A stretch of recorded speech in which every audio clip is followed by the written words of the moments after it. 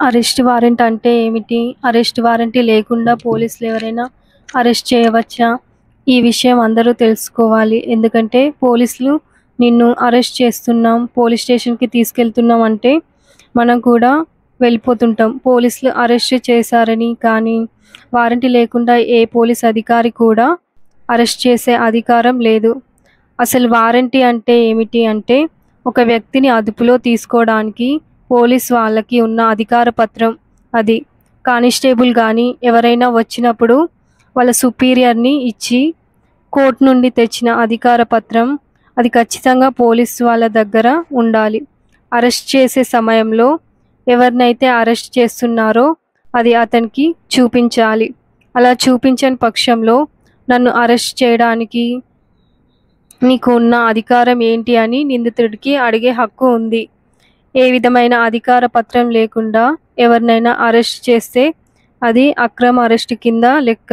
ఇది section 75 criminal procedure కోడ్‌లో చెప్తున్నారు.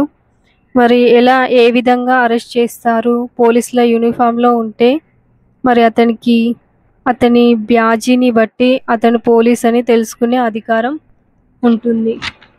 ఒక్కోసారి పోలీసులు యూనిఫామ్ లేకుండా కూడా అరెస్ట్ చేసే అవకాశం ఉంది.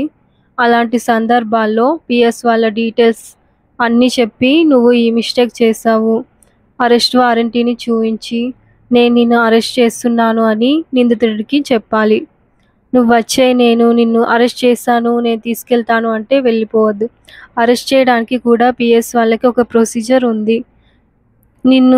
నేను అరెస్ట్ చేస్తున్నాను అని నిందితుని యొక్క సమీప బంధువులకి ఇన్ఫార్మ్ చేయాలి. వాళ్ళ బంధువులకి అరెస్ట్ నోటీస్‌ని ఇచ్చి అరెస్ట్ చేసి తీసుకెళ్ళాలి.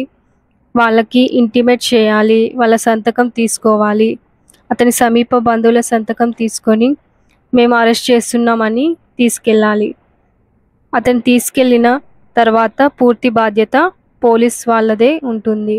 అతనికి ఏ విధమైన ఆపద రాకూడదు.